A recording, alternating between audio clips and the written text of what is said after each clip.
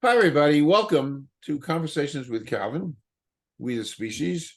I've been talking to Marianne Scicco for a while. We've had several conversations and we've been talking for a bunch before we even went on air. And the title of this very special, for me, really very, very special for a myriad of reasons. We're going to be talking about the support group that Marianne helped to found called alzauthors.com. It's Alzheimer's support. And the world of Alzheimer's that so many of us don't know anything about, but we should. And we're going to talk about why we should, because it's becoming an epidemic. And there's just so many nuances, and there's so much involved, and it really is for all of us. So this becomes the title, Marianne Scicco. We're going to be talking about Alzheimer's support and her group, alzauthors.com. She's a nurse. She's also an Alzheimer daughter, which is an interesting terminology. She's an author of Blue Hydrangeas. It's an Alzheimer's love story, and it's available on Amazon. I'm just showing you all, and it's quite an emotional. So anyway, chronologically, we're at the very, very end of August, and you folks will be seeing this at the beginning of September, because we kind of scoot around Labor Day. So anyway, this is so important. By the way, it's so important for those of you who are listening, because Marianne's in New York. I'm in New Jersey, and I just found this article a while back ago. New Jersey has the sixth highest rate of Alzheimer's among seniors in the nation. Scary stuff. And we'll talk about this article and some of the things I pulled out of that. There it is. And I knew Marianne and I were going to be doing this, so I'm kind of hypersensitized to these kind of things. So my monologue is done. Marianne, I'm really thrilled that you've made the time to do this and share your time with us. So how about a little bit of a bio and a little background, and then we'll kind of jump into some things. Take it away. Oh, thank you so much. It's really great to be on your show. And I really enjoyed meeting you, and your questions are just so profound, and your desire to educate people is terrific, because this is really something that most people don't know about unless they have to know about it. So I'm Marianne Scciucco, and I am a registered nurse. I live in upstate New York in Hudson Valley, and I'm originally from Boston, which you may detect. And as a nurse, I found myself really fascinated and captivated by people who had dementia. I worked in a nursing home, my very first job, and it was on a dementia ward. And at first, it was a little scary because I didn't know what to expect from that. But once I got into it, I discovered that I really did like these people, and they were very interesting and inspired me in many, many ways. So I decided I wanted to write a book. It was my lifelong dream to be an author. And I tried writing a few things, as anybody who's ever tried to write a book will know, is that, you don't always get it on the first try. And I was working on something, but it wasn't gelling. So one day at work, I encountered this couple who had Alzheimer's, the wife did. And they just inspired me so much that I had to come up with a story where they were the central figures, and their whole dilemma became the foundation of my novel, which is called Blue Hydrangeas. You just show the cover. Yeah. And what happened with this couple is they were from New York, and they were snowbirds. So that meant in the winter, they would go down to Florida. They would drive to Florida. She was 86. Her husband was older. She had Alzheimer's. Her husband did not, but he was very frail. So the two of them managed to come all the way back from Florida to New York without any difficulties. They made it home safely. But once they got home, she fell and she fractured her pelvis and ended up in the rehab unit where I worked. And so that's where I ran into them. And I was a fill-in that day. I was a case manager, and the case manager normally there. was out, and I took over her caseload for the day, and I didn't really have to do anything with these people. So it was kind of like serendipitous that I even encountered them, because they were all set with their discharge plan. She was leaving the next day to go to another facility for even longer care with her fracture and to get her walking again. But I happened to be by the room, and I just popped my head in to introduce myself and to see how things were going. And they just captivated me. She was lovely. She was a very, very pretty woman and pleasantly confused. And she would tell me things and talk to me, and then she would say, "Oh, I'm so mixed up," which became a line in my book. And her husband was just sitting beside her with a little smile on his face, and he was just very happy. They really didn't have any idea what was going on, but their son was there. And he said to me, "My parents are leaving here tomorrow, and I'm going to come and drive them to the facility. I don't want my father to take my mother by himself. I'm going, and I'm going to attend to all of the business, and there's a lot involved. Is that okay?" I said, "That's perfect. That's absolutely fine. You can do that." So that was the end of our conversation. And as I left and went on with my day, they just kept um, in my thoughts. I just kept thinking back to them and remembering how much I enjoyed them in their situation. And I started wondering, well, what would happen if for some reason the two of them left, they took off on their own without their son? Where would they go? What would they Wow. do? And so that became my book, which is what happens. The son's supposed to He's supposed to go with their son, and he's delayed, and off they go, and they go on a grand adventure, because when Wow. they arrive to the place for the rehab, he decides he can't leave her there. And so that was written and published. Well, it was written in 2002 to 2004. It took me 18 months. By the time I published 2013, I really didn't know anything about being a published author. And I ended up self-publishing because I couldn't get anybody interested in a book about Alzheimer's, which is another story.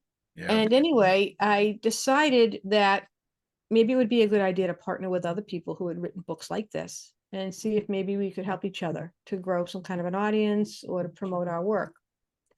So I had reached out to an author I knew only peripherally. I knew her online. We had never met. We don't live near each other, but we had read each other's books and we liked them. And I asked her, and she recommended somebody else. And then I knew two others. So there were five of us.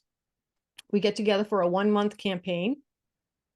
It was June 2015. We were going to all promote each other's works. And at the end of the month, we discovered, the three of us at the core, we discovered that we really liked each other and we liked what we were doing. It was fun and it was helpful. So we thought, well, we'll just keep our partnership going. So we did it again November that year. The following year in June 2016 is when alzauthors really took off, when we decided we're going to do this again, but this time we're going to start our own blog. And instead of focusing on our books, we're going to invite other authors into the mix, and we're going to work and promote their books. So we thought, well, we'll do a book a day for Monday to Friday for 4 weeks of June, and then see what happens. Well, we didn't know where we were going to get all these books, but somehow we managed to find them. At the end of the month, we had books waiting, authors waiting. So we said, let's keep going.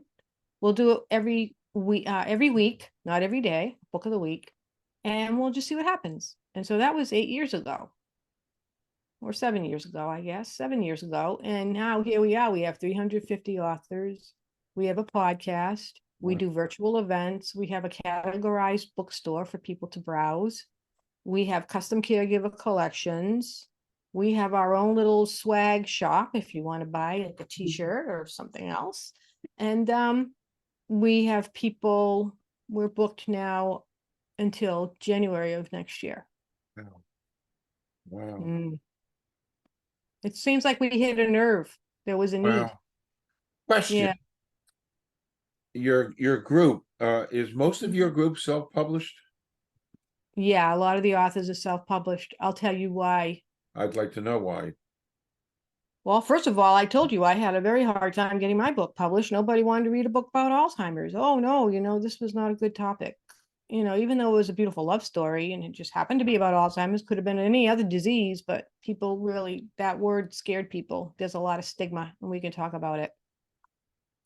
Second of all, people who are published mainstream, some of the famous authors out there, I won't name them, but there are many, many, many, many.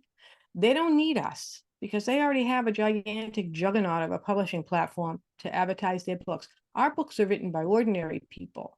They're not celebrities, they're not movie stars, they're not famous, they got nothing going for them really, other than the fact that they went on this journey and they were able to write about it in a way that was compelling and meaningful and well done, because all of our books are vetted. We go through a very extensive vetting process and quality assurance to make sure that they can stand up to anything else that's out there. So these are people who have really done all the work, and there's nobody paying attention to them. The same thing, like my partner, Jean Lee, she wrote Alzheimer's Daughter. She was told by a publisher, you have no name or fame to publish the book. So we promote these authors. They have, most of them have never written a book before this. They will not write another one.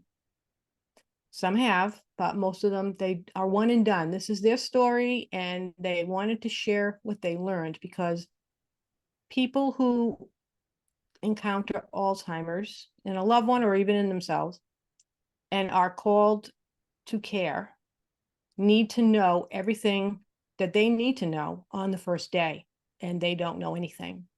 And now the clock is ticking. They're running and they don't have time to stop and learn. And that seems to be the dilemma in caregiving, is that you don't know what you need to know. You don't have time to learn or to figure it out, because you're just so busy putting out these little fires every day that are erupting. And any reason, it could be related to your loved one and their condition, but it could be something else going on in your life, your personal life, because when you become a caregiver, that takes over your life. So anything else you got going on, your job, your spouse, your kids, school, any of that, your social life takes a back seat. So anything that is, anything that arises that's going to be a problem or a stress or a strain is going to be even more powerfully impact, because you have this caregiving thing going on. So that's why we have invited many, many authors, famous authors, big names, to join us. And few of them do. We do have a few. We do have some very nice ones. But most of them, they don't need us, and we can't even get past the publicist. Wow. So that's why they're not. That's why we don't have the what's it called? 36-hour day. Okay. That's why Still Alice is not in our collection. That's why The Notebook is not in our collection. We would love to have them, but we work directly with the author. The author has to agree to work with us. They have to put together their own blog post and communicate with the team. And, people don't want to do that. And that's fine. It gives us more time and space to work with these other authors. And we are inundated with requests to be on this website. Like I said, we're booked now until January. We publish 2 times a month. That's great. And then we do the podcast in between. And then we got people clamoring to be on the podcast as well. I have to field a lot of inquiries that, we only interview the authors in our organization. You have to be in the organization to get the podcast. And we do like two podcasts a month. So it's very exclusive. I mentioned I was listening to a couple. The last one I was listening to was Cindy Weinstein. There's so many aspects of Alzheimer's that general public has no clue about. And even so, she wrote about the right words in dementia care, even having the right words to describe some of these things. Maybe right now, let's just talk, because you're a nurse, and let's just talk about the disease. It's going to become an epidemic. I mentioned that. There are some new drugs around. I've been reading about them. Some of them are scary, even though they got approved. I don't know, the FDA under tremendous pressure to get something going. Uh, that's a little mini question. So that maybe, I don't know if they rushed to get this, I forgot what it's called, but it does some pretty nasty side effects. But Mhm. nevertheless, they weigh if it's going to extend things, by 18 months versus some of the side effects it can cause, bleeding in the brain and stuff. So this is a big question. It covers a multitude of things. My question, part of this question is lifestyle. I know we talked about this also. We don't know enough. As much as we think we know, we don't know enough. There's, I read all these stories about the plaque and about this and, the plaque forming. Uh, uh, so another part of this question, Marianne, I'm just dumping all this on you. Have a good time with it, kind of thing. Lifestyle. I mean, I mentioned this, I've read that flossing, and good oral care may prevent Alzheimer's. So exercise, nutrition, socialization, all of these things part of the big picture. So it's a whole bunch of things. I'm just throwing it at you. Talk about the disease. Well, you dumped a lot of stuff on me. I did dump a lot of stuff. I did. Yeah. Okay. Well, first of all, I am not a doctor. I'm not a neurologist. I'm not a psychiatrist or any of that. So my experiences as a nurse and as a caregiver, and what I've learned through my work through alzauthors and reading all of these books and working with all of these people. And mainly my focus is on the caregiver. So when we talk about the medications, there are a number of medications that are available. Some of them have proven not to be as effective as people will hope. Okay, Alzheimer's and or dementia, depending on what kind you have, is a terminal disease. It will cause your death at some point in time. It may take decades. There is still a lot of time left to live and to live well, even if you have dementia. And people are doing it. And I can tell you all about that a little later on. People do manage to live well with dementia. It takes a lot of information, knowledge, understanding, and techniques, behavioral techniques and interventions that have to be learned and can be implemented and can make life easier for the people involved. Unfortunately, because so much stigma it revolves around these diagnoses, people are more likely to maybe to just give up at the beginning. People are hoping for a cure. They're hoping there's going to be some magic pill. They come up with pills. The pills have tremendous side effects. In my opinion, it's not a great achievement if you can make it to the end of the Alzheimer's journey. That is never a goal. So if you want to take a chance on a medication to see if it's going to improve your situation or prolong your life, or at least prolong the amount of time you have of quality time and being able to engage in your world, which is extremely important. It could be like the time for your family to travel together, do those things you always put off doing. Time to attend a grandchild's wedding or child's wedding, to await the birth of the new baby that we just learned about. Stuff like that. Beautiful things in life to help people, to get through that time, to let families have those opportunities. That's what people want. They want to be able to extend their life, in the good parts of it. So take a chance. It's like any drug that you take for anything, really. Even like aspirin, things like Tylenol, people don't think anything. Ibuprofen, they don't think anything when they pop those pills routinely. They also have dangerous side effects as well. So it's a risk. But then, you may gain that time. It may keep your person out of a nursing home for weeks, months, or years even, saving you all of that expense, because nursing home care is, and when I had to take care of my parents in nursing home care where they lived in Massachusetts, it was $12,000 a month. Oh. And people don't have that money. No. So, yeah, it's outrageous. Assisted living can be, several $1,000s a month, depending on where you are. So if you can keep people living at home and managing at home well, then the medications, they might be worth the risk.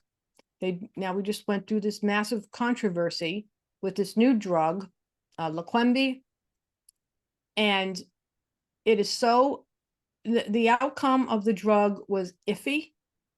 Maybe it helps, maybe it doesn't help. I don't think they kind of thought that it wasn't really worth it. But people are so desperate for something that they, appealed to the CMS, Centers for Medicare and Medicaid Services, and they prevailed in getting these drugs covered. The insurances, they don't want to pay it because it was like $25,000 a month for this medicine. So something has to happen where they can reduce that cost, and maybe when they produce volume, it would bring down the cost. That's usually how things work. But they had to fight with that. They had to go to court. It was this massive national campaign, and they finally were able to get that approved. I don't know how many people are going to end up using it, what the criteria is going to be. That's probably another battle. And what the outcome is going to be, that still remains to be unknown. But, we know a lot about heart health. So my dad, he passed away suddenly at the age of 45, 1976. I was a teenager. And he had heart disease, and we didn't know a lot about heart disease back in the 70s. But as through my lifetime, we have made monumental leaps in how to identify heart disease, how to, mitigate it.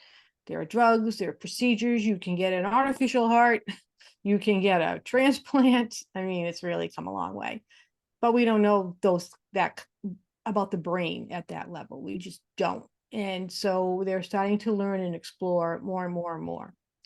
Now that's right. That's great. So we learn how the brain works, but then you have all these other factors that now come into play, such as, geography, where you live is going to make an impact on your overall health status, your access to healthcare, pollutants, other things, your occupation, things like that can impact your health in many ways, impact your brain health, your lifestyle, other comorbidities that you might have, like diabetes, very important, toward brain health. You mentioned about oral hygiene. They're learning more and more how important it is. Everything starts in your mouth. I mean, think about it. It's like one way that we all day long putting stuff in to our bodies through the mouth. So they had learned that it was very important in heart health to maintain good oral hygiene, to brush 3 times a day, to floss. I always think flossing is more important than brushing, really, because stuff gets stuck between your teeth and then it just disintegrates and enters into your whole system. So that's very important to do things like that. Your diet, extremely important. We need to go back to they call it the paleo diet. Like if they didn't eat it 15,000 years ago, then don't eat it. So keeping your foods very basic, not having a lot of processed food is important. Fresh fruits and vegetables, know where they come from, make sure they're clean. You can do a lot with that. You can make it like the basis of your diet. Cut down on red meat. Red meat is not good.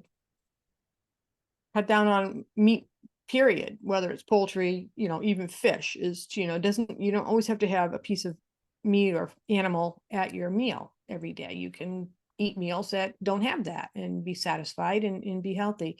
Legumes are very good, beans, things like that, also very good in your diet. You can use them in a variety of ways. You can make soups and salads. I mean, I do all of that. It's really good. Cut down on sugar. Sugar is not good for anything. So if you can eliminate a lot of sugar in your diet, then that's going to do you well, all overall and with your brain health. And a friend of mine, Peter Berry, one of our authors, who is an outstanding gentleman living with dementia in England. He was diagnosed, maybe 10 years ago. he always says, what keeps you healthy from here down keeps you healthy from here up.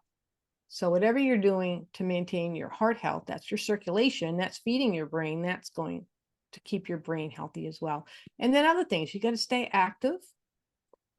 You have to learn all the time. You need to turn off the TV and do something, whether it's crossword puzzle, read a book, write letters. You can even be on the internet. You can learn through that. You can correspond with people there. You got out, go for a walk, go someplace new. How many, people live in an area where there's some kind of a tourist attraction they never visited? Well, go visit it, see what's going on over there. Take a little trip, spend time with family members, socialize, engage with your friends and people in person, not just virtually or on phone or anything like that. You need to be like face to face with people where you can touch them and see their facial expressions. All of those things are very important. And if you have dementia, it's even more important to do those things. Wow. Is that enough? Yeah. You said some really interesting things. I spoke about it when I reinvented myself at 65. That has become a little bit of a niche for me. And when I build my website, I'm going to plug myself now for my novel that's coming out in a few weeks. There's a tortoise in my hair, Journey to Spirit, and we're building the website to accommodate that. But there's a page on the website. And by the way, I got very good reviews. I mentioned to you from Kirkus. They compared me to John Irving, who wrote The World According to Garp, which was made into a movie and starred Robin Williams, who had a form of Alzheimer's. So there's a kind of a full circle. But in my website, and because incorporating what you said, there's a whole page for reinventing yourself after turning 60, 65.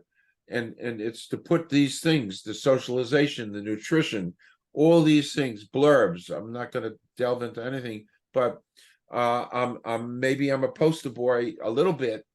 And it's funny. I've been living my life. One of the things I didn't want to get is dementia, Alzheimer's, and so I've read enough, learned enough. So I've been living my life, doing a lot of things you said. I haven't eaten red meat. I don't know if I ever told you this. I haven't eaten red meat since 1975. Wow. Nothing with 4 legs since 1975. I'm not perfect. I do some chicken and poultry and fish. I just as soon eliminate that, but I'm pointing to my wife out there in the kitchen. It won't fly. That won't fly. So there was a compromise. I made a compromise in 1975. I just won't do anything with 4 legs. By the way, the byproduct of that, and maybe there is no answer, but the byproduct of that is I'm walking around with 0 coronary artery plaque at this advanced stage, which means that the blood flow to this thing up here is unimpeded. There's no hardening of the arteries. So this up here is getting nourished with a good amount of blood supply, as the heart is as well. But it's lifestyle. It's what you said. It's lifestyle. It's paying attention. It's socialization. It's the whole package. We had this on the agenda. We took it off, but I read and learn and so much about AI. Just a quick little answer. AI may offer some hope down the road in this journey through Alzheimer's, and maybe giving us some tools. Do you think that might help? It can help. I Okay. think, I don't know that what's been developed, if anything has even been developed yet to help with that. It might Right. help people like with screening tools. Okay. For instance, we have a tool that we use. I work at a college in the health center, and we had this tool that we subscribed to for mental health screening. And a student could go to that website and it asked a series of questions. And depending upon the answers, they would give you, advice on what you should need to do, or, maybe you don't need to do anything at all. So AI could work in a way like that, where people would be able to do the check boxes of concerns, things that, are common Okay. with people who have dementia, and maybe the bot would read that and would then let that person know, you need to see your doctor immediately, or no, this is what is described here is normal aging.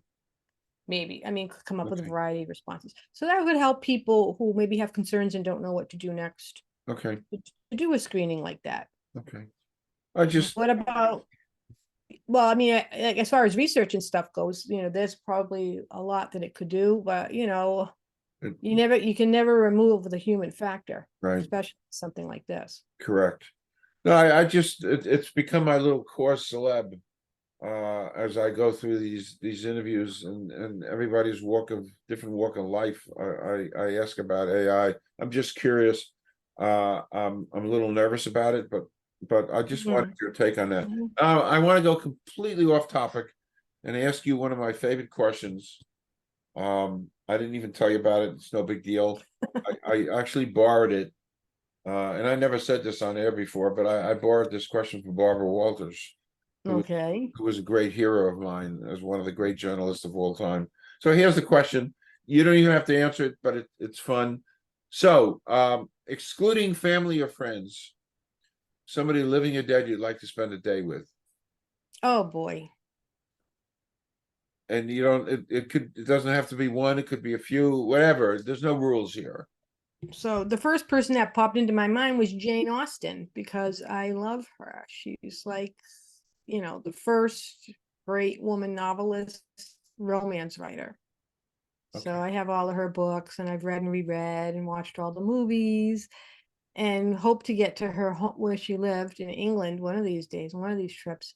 But I would love to be able to sit with her and talk to her. I would love to be able to tell her what she achieved, because she had no idea. That's great. A great answer. Mm. That's great. Okay, back to work. You mentioned a number of things. Just to kind of reiterate, what people can find at alzauthors.com. Again, Mm. there, I was looking through the blog, looking through everything you have.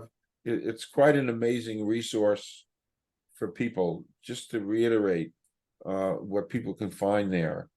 Um, uh, it's like an endless. I mean, the blogs, the podcasts, the information. So I encourage people, uh, you know, even even civilians, to go check that out, because it's a wonderful world of support that you put together. Mhm. Thank you so much. We have worked really hard to do that. We started as just three of us, and now there are, I think, 9 people on our management team. Everybody's a volunteer. Nobody gets paid um, from the management team, when we rely solely on donations, and there are some fees attached to do different things with us, but mainly it's donation based to help us pay our expenses, which mainly is for the website, because as you know, websites are very expensive, and when you add new content that's very image heavy to the website, it costs more money every month, because we Yeah. have, we do the 4 blog posts a month, and there's a lot. So we had no plan when we came up with this idea. It was just, let's see what kind of like, well, let's do this and see what happens. And just as things just progressed, because we kept getting more and more books, so we had to find a way, how are we going to organize them so people can find what they're looking for quickly, because they don't know what they're looking for. It's a book, it's the author, it's the topic, and there's a search tool, so you can look up books about like caring for your mother, and you'll find them that way. But we came up with a bookstore where you can browse cover categorized by the situation. So like there's a category just for caring for your mom. So if that's your situation, you don't need to look at the books about caring for your husband, because it doesn't apply to you. There are children's books. We have poetry, art books, photography books, caregiver guides, memoir, nonfiction, fiction, just about everything. Wow. Blogs, podcasts. We even have some films. if people want to like absorb information that way. The entry level for people, I think, who may not, may not have encountered the situation but are curious, is to look at either the fiction, because it kind of is a gentle way to enter the world, or even a memoir. Although some of the memoirs can be pretty heavy, and people have, encountered a lot of really serious topics in there. Caring for a parent who abused you. Many books on that topic. People Wow. who chose Wow. the role of caregiver, even though their parent had been negligent or abusive Wow. in the past. Parents they hadn't spoken to in years. People with two parents at the same time. I call it the double whammy.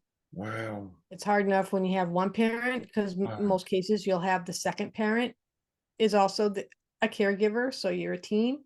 But Wow. then when it's two parents and they're the team.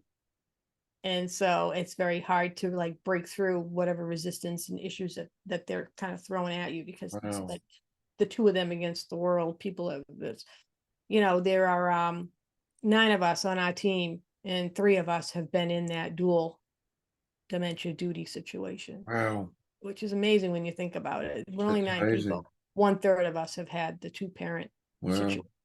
It's a full-time, by the way, it's like it's a full-time job. It's Oh, it can be for sure. okay, yeah, my goodness. It's Yeah, got I'll tell you a story. When I was doing case management, I had this man. He was very, very sweet and lovely, and he didn't even have dementia, but he had a lot of other problems, which meant he couldn't be left alone. So his daughter was a nurse, and her partner was a social worker. So these are people in the know more than anybody else. They're going to be in the know. And they wanted to bring him home to stay with them. So, okay, I set it all up. And then at the last meeting, I said, which one of you is going to stay home with him? And they looked at each other and they were like completely dumbfounded. And I said, well, he needs 24/7 care, supervision. And they said, we know, but we haven't thought about that, what that would mean. wow. That means somebody has to stay home. Somebody has to like Wow. not go to work. Wow. So he went home. I think it was a Thursday. He went home with them. And then on Monday, I go into work. He's back. And he said, they can't do this. And I don't want them to. So please find someplace else for me to go. And I was like, the fact that they didn't understand it. And they were both people who were in the field and, presumably would know what it was entailed, but they didn't understand it. It's a 24/7. Wow. Even if you don't live with your loved one, like when I was responsible for my mother and her husband. My mother's husband had dementia. She did not, but she had a lot of medical issues. And I lived 250 miles away. So I wasn't physically present in the home all the time, but I was constantly being inundated with text messages and emails and calls and things related to them all the time. Woken up at night, interrupted at work, had to pick up, had to find out what was going on, all like I say, putting out little fires all the time. Financial issues, medical issues, legal issues, social. I mean, it's mind-boggling. Basically what you're doing is you're taking over another person's life, all its little intricacies, is like as far as even feeding them and toileting them. Incomprehensible. Yeah, and then you Yeah. still have your own life. Incomprehensible. Wow. Mhm. Um, in my quote research, you did a great YouTube panel. 4 daughters Mm. explore when the dad has dementia. But most importantly for me, because I was a big fan of Patti Davis, Mhm. Ronald Reagan's daughter. And a lot of people don't know that, and a lot of people don't even remember. But of course, people know that Reagan had dementia. But Patti Davis, who was a bit, who was, and by the way, this kind of highlights what you said. She was a bit uh, alienated from her father and stepmother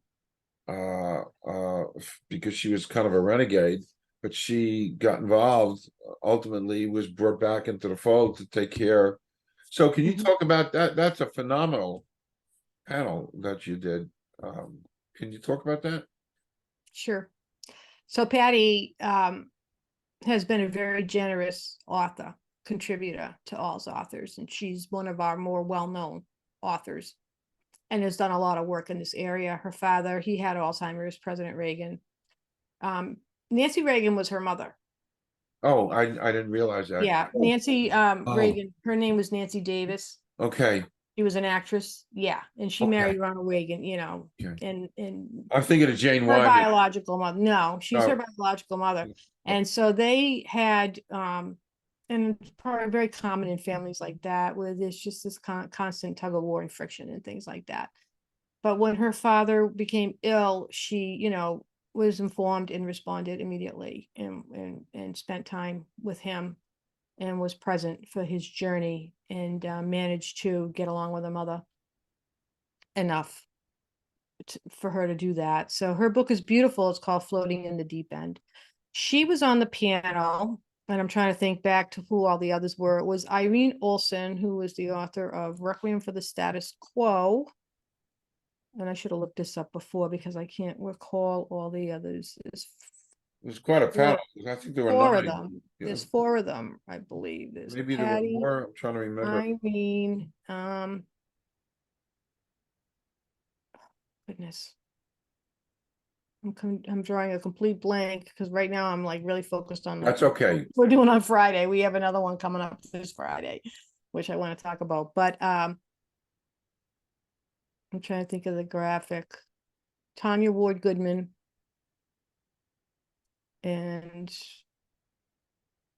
it's probably one of my partners. Did you find the page? I'm Oh, trying to no, find I can't trying to look. find the All's Authors website and or YouTube But or anyway, something. I'll figure it out. I, Anyway, I, I have the link so that people can, yeah, and it's on our YouTube channel, so you can watch it, and it's on our podcast, so you can hear it if you okay, want to do that too. okay, We can put that in the show notes. But anyway, and you know, we've done other panels as well, but in this particular one, it was for Father's Day, and we talked about when Dad has dementia and all of the different situations that come up with that because in many families, the father, he's the authority figure, everybody looks up to him, he's the guy, and he's the epitome of strength. You know, most children believe that growing up, and then to watch him endure the indignities associated with dementia is devastating. And there's also a lot of issues if you are to be a hands-on caregiver for your dad, where you are called upon to do intimate tasks and things like that for somebody who it's like a taboo, and people have to deal with that. We talked about stuff like that. So that was a very enlightening panel. It's actually one of our like top 3 podcasts on alzauthors.com okay. that people tune into. Yeah, Yeah. Yeah. And I'm like really sorry that I can't think of who the last author was, but I'm gonna figure it out before we finish this. okay, Yeah, we've done several other of those. And the first one we did was called what everything you wanted to know about living with dementia, but we're afraid to ask. And we had 5 authors come on, 3 from England, 2 from the United States, who had all been diagnosed with Alzheimer's. And we had a very inspiring discussion on how to live well with these conditions. And now, Friday, September 1st, 2023, we are bringing these people back together again to continue the oh, discussion and to wow, find out 2 years later how you wow, doing, what's wow, happened in the last 2 years. that's great. That Yeah, really, and yeah, now this is going to be recorded. It's going to be on our website and on our YouTube channel. So by the time people hear this program, it may be up by that yeah, time, in about a week or so. okay, So they can tune into that. They can tune into the previous one from July 2021. And they can also watch one we did called Love Stories, Keeping Romance Alive in Dementia Care. And that's about caring for, it was all caring for a spouse, people who were trying to, you know, there's like this reversal of roles in when you're caring for your parent, like they call it parenting your parent. or being your mother's mother. But when it's your spouse, it's a completely different dynamic. And the loss is really different and profound, because the person is losing their husband or wife, their partner in life, the one that they turn to with their problems, the person who they have, enjoy things with, who is there to help them. All of that is just disappearing. And they've also lost their lover. They may lose their sex life, which is very important to many people. People are diagnosed with Alzheimer's as young as 39, 40 years old. So if you're raising children, you no longer have your partner for your children. Wow. So it's like a completely different dynamic from when it's a parent or even a grandparent. So we brought together these authors, and they talked about how they maintain what we call that little spark that you have, that is what really brought you together as a couple, in ways, and to try to maintain that. And, not only to provide that to the loved one, but for you to maybe get something back out of it, and it gets really, really hard at the end. I know that. So we did that one. We did one called Poetry for the Dementia Journey. We had 34 poets, I think, who attended, and it was 2 hours, and read their Wow. poetry. I mean, and it was stuff that was like top-notch caliber stuff to things that were very simple and basic and beautiful. And I highly recommend people tune into that. They will hear a lot of very poignant stuff. Very good stuff.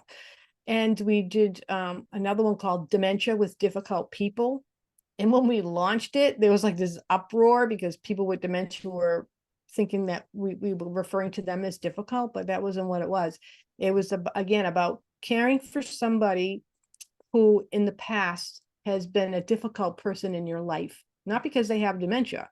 They were just like that. And now we have dementia. So, for instance, one of the women, several of the women went to take care of their mothers, although their mothers had been abusive, or their mothers had abandoned them. And it's now years later, having to get over all the inner turmoil and angst to step up to that role of caregiver and be there. So like one woman, she did it for her dad because he was the caregiver and he couldn't do it. He couldn't do it by himself. And so she didn't have she had a loving relationship with him. So she stepped up to help. So that is another very good one that we did. And I think that might be it. But we have another one coming out in November of this year, which is going to be on dementia and the arts. And it's going to be how people use art and music and things like that in dementia care as methods to communicate with people. We're busy. Yeah, you really are busy. Off topic, it's sort of a parallel, completely off topic. I always love to ask this question. It's one of my favorite questions. And we can also tie into, well, here's the question. Favorite movies, actors? I mean, really off topic, but there's a tie-in, but go ahead. Yeah. Trying to think. God, I have a few people I never miss. Well, lately, if you want to talk about like a heartthrobby kind of an actor, I really like Ryan Gosling. Now he was the character in The Notebook. Yeah, Which is an Alzheimer's novel. That was like one of his first movies. And La La Land, he was very good in that. He was a good dancer, but he was just in the Barbie movie. So that's the most recent movie I saw at the movies. And I enjoy him. I do enjoy him a lot. And I watched a movie just the other night that I liked a lot called The Wife, and it starred Glenn Close. And it was about a woman and this is an elderly couple. Her husband receives the Nobel Prize for Literature. And I'm going to give a spoiler. As the story evolves, what we learn is that he didn't write the books, she did. But because they came together back like in the 50s, 60s, women weren't really, considered to be capable of writing great literature. He would write and it wasn't up to par, and she was the better writer and she would fix it. And she ended up being like putting more into it than he did, but because he was the male, he got all the accolade, all the fame. So that was a really good movie. And I loved, what I loved about it is it showed like all these different depths in marriage. Like when there's a scene when they're having this vicious argument, she's going to leave him, and the phone rings, and it's their daughter letting them know that she just had her baby, and the way that they interact with each other after that, because that's like what really is what it's all about, is in their, that what they share in their life. Like they have these momentous things that in a marriage that couples share, and then it just completely, overrode whatever argument that they were having that didn't mean anything anymore. It was cool. That happened like several times. So I really like that movie. And like I never turn off. If I flip through the channels and I see Shawshank Redemption, I have to sit for a while Okay. and watch that, because that's a great flick. I love Ziwantanea. I love when they get reunited at the end. He's walking on a beach.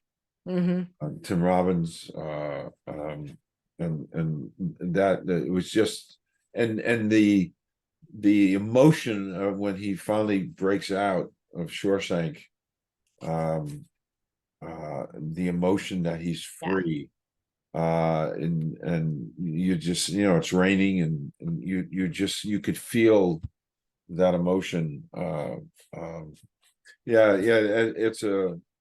it's a fabulous movie.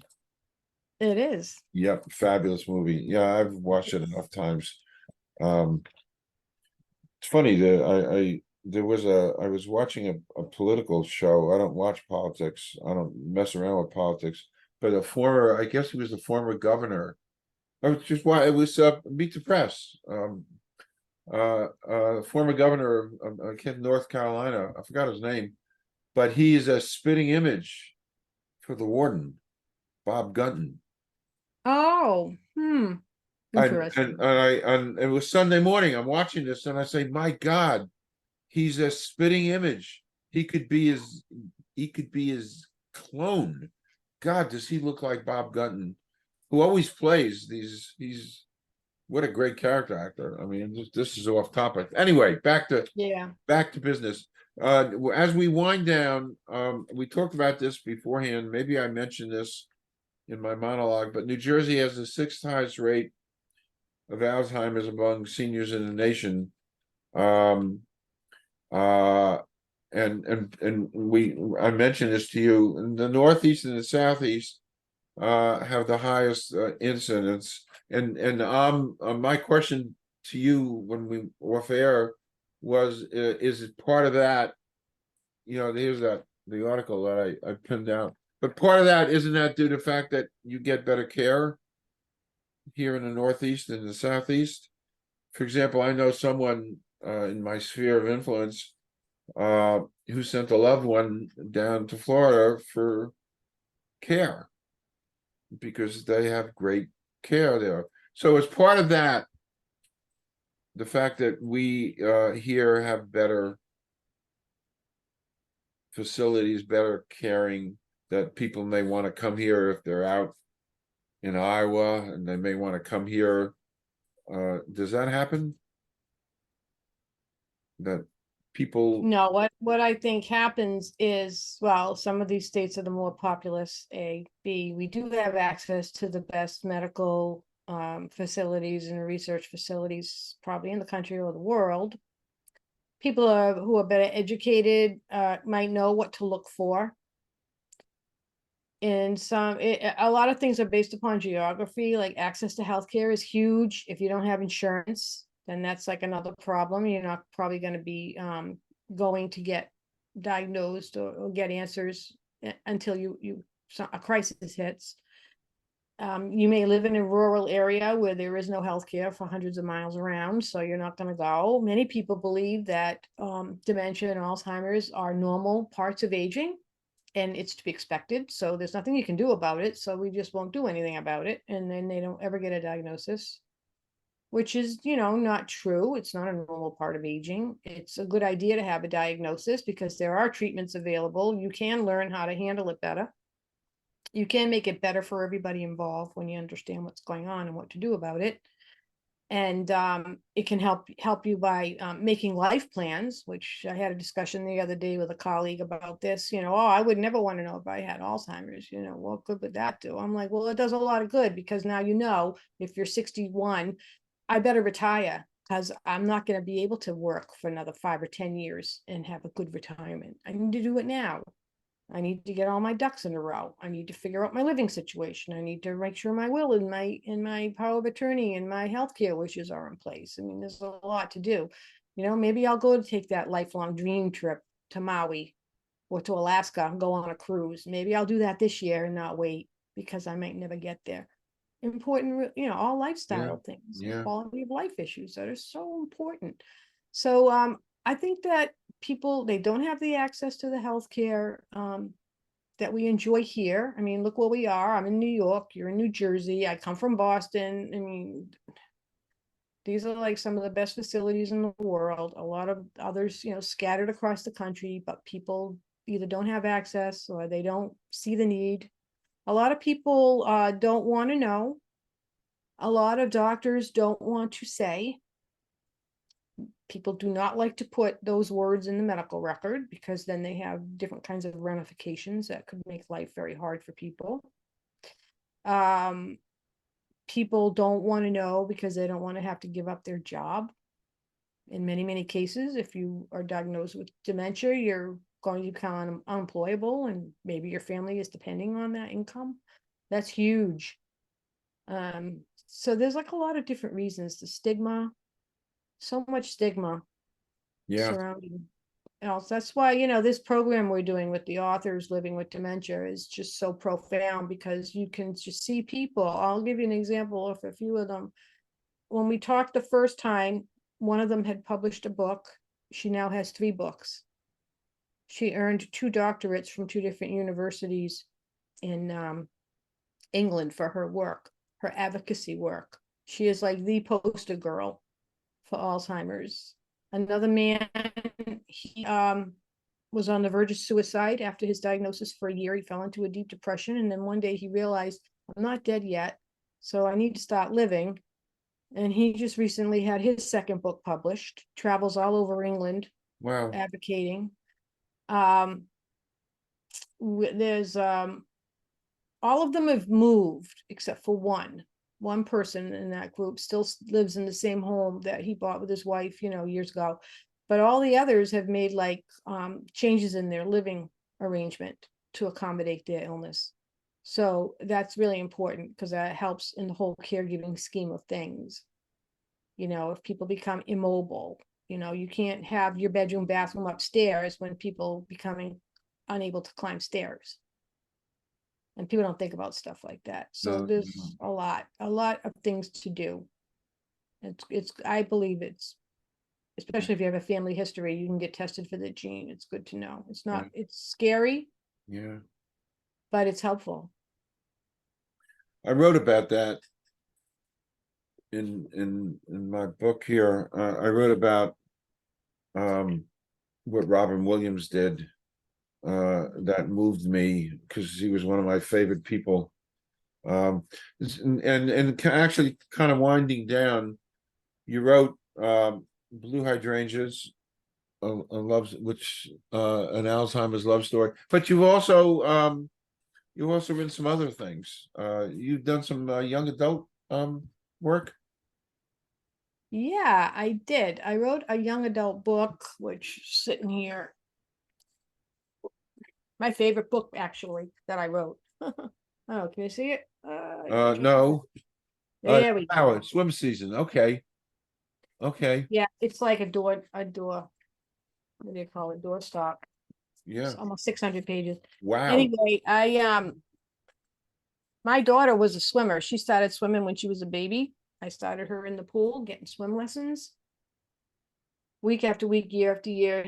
Eventually, she ended up on a competition team in 6th grade. And then in high school, she was able to join the high school swim team in 7th grade. So she swam for 6 years at high school. And then she went on to swim another 4 years in college. So we spent like 11 years in competitive swimming. So I would sit there on that cold hard metal bench week after week watching her swim. And while I did, I started the story like brewing in my brain. I wanted to write a book about these girls and the dedication that they bring to it and how much fun it was. And so I started to write the book Swim Season, and it follows the entire swim season of these girls in their senior year. It follows the school calendar. So you got everything else that goes on in this fall semester taking place, like homecoming and football games, and there's a dance, and there's championships, and there's all of that. It's very exciting. There's a lot of drama, teenage drama, and there's a little bit of a love interest and a massive competition. So the new girl in school, who is our heroine, she's the new girl on the team. She's in her third high school. It's her senior year, and she is destined to go to the Olympics. But her family is in turmoil, and she's got so many personal issues. She just decided she wasn't going to swim to win anymore. She just wanted to swim because it was her therapy. So she's not going to try to, in this new school, not going to try to do anything great and just graduate. And so when she gets there, she discovers that there's this challenge from a former team member, years old. Break her record, she'll give you a $50,000 scholarship. Break her record in the 500 freestyle, which is this girl's race. And there's a team who's going to do that, who will do that this year. And the competition starts between the new girl on the team and the favored girl, popular girl in school, both vying to break this record. And it's so much fun. I love the book. It's my favorite book, even though it didn't achieve nearly half of what Blue Hydrangeas did. And there is a sequel to Blue Hydrangeas. Actually, it's called a prequel. It's called Christmas at Blue Hydrangeas. And it takes place in years prior to the Alzheimer's diagnosis. But people had written to me that, because Blue Hydrangeas is a bed and breakfast on Cape Cod. Oh, wow. And Wow. yeah, so that's why that's the name of their inn. They're innkeepers, this couple. So people would say they wanted to hear more about the inn. So I wrote them a Christmas book. And now I'm writing a book called A Wedding at Blue Hydrangeas. Wow, that's great. Mm. That's great. You know, you're talking about swim season, and I follow to an extent women's swimming, and one of my favorite athletes is Katie Ledecky. Mm-hmm. What an amazing swimmer. I think of Michael Phelps, and then I think of Katie Ledecky. Yeah. So, writing a book about swim season for me is very valid. Yeah, well, So, I thought, as an aside, my daughter had swum at Rutgers many times because she oh, would wow. make championships. Yeah. Wow, that's So funny. we've been there. It's a beautiful facility, and we Yeah, it spent is. many weekends in Brunswick, New Jersey. Yep. Yeah, At it Rutgers. is. It is. And of course I wear my Rutgers. I know. I That's wear what my Rutgers hat. So uh quoting a line from The Godfather, we did good. yeah. Did good. This has been great. It's so eye-opening, and it's such a chord to create awareness, because it's becoming more and more a part of all our worlds, because we're all one species, and we've got to deal with this. And the work that you've done with alzauthors, and I go to that site and just to learn. It's a part of a learning experience. And I'm grateful that I don't have to quote deal with it, but you do deal with it because it's part of your world.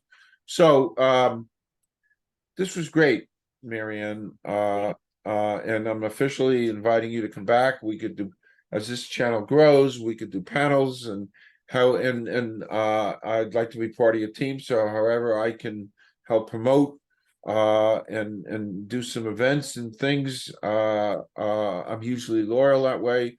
So please do come back.